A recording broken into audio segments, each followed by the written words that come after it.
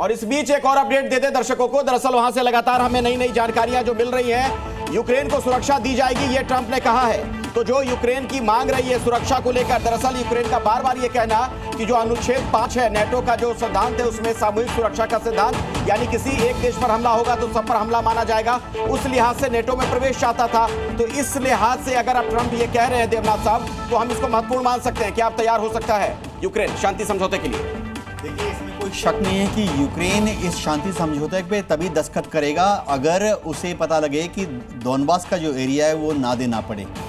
Ukraine के संविधान में 1992 की बात है, जब वो सोवियत रशिया यूएसएसआर से टूटे थे, तभी से जिन लोगों ने उनका संविधान लिखा था उन्हें मालूम था कि भविष्य में इतना ज़्यादा दबाव आएगा कि यूक्रेन की जो बाउंड्री है उसके साथ थोड़ा समझौता करना पड़ेगा। इसलिए उन्होंने संविधान में ही एक अनुच्छेद डाल दिया कि कोई भी यूक्रेन में ऐसा सिटीजन नहीं है या शक्ति नहीं है जो कि यूक्रेन के बाउंड्री के साथ समझौता कर सके।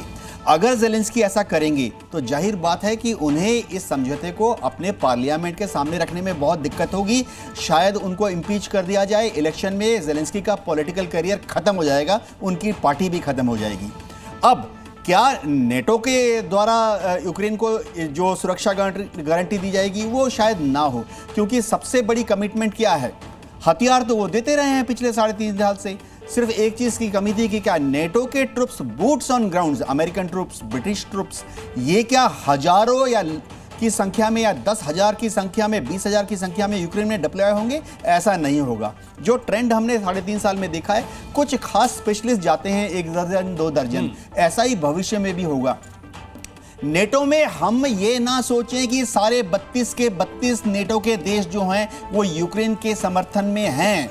आज की तारीख में भी डोनाल्ड ट्रंप जो कह रहे हैं कि हम वेपन देंगे नेटो को और नेटो वेपन दे देगा यूक्रेन को, इसके लिए नेटो के इन देशों को अपना डिफेंस बजट 2% से बढ़ाकर 5% करना पड़ेगा। इसके लिए नेटो के कम से कम 20 ऐसे देश हैं जो कि आज भी राजी नहीं हैं। जी, ये बड़ी बात है। और ये भी कहा प्रेसिडेंट ट्रंप ने कि हम नेटो को हथियार बेचेंगे।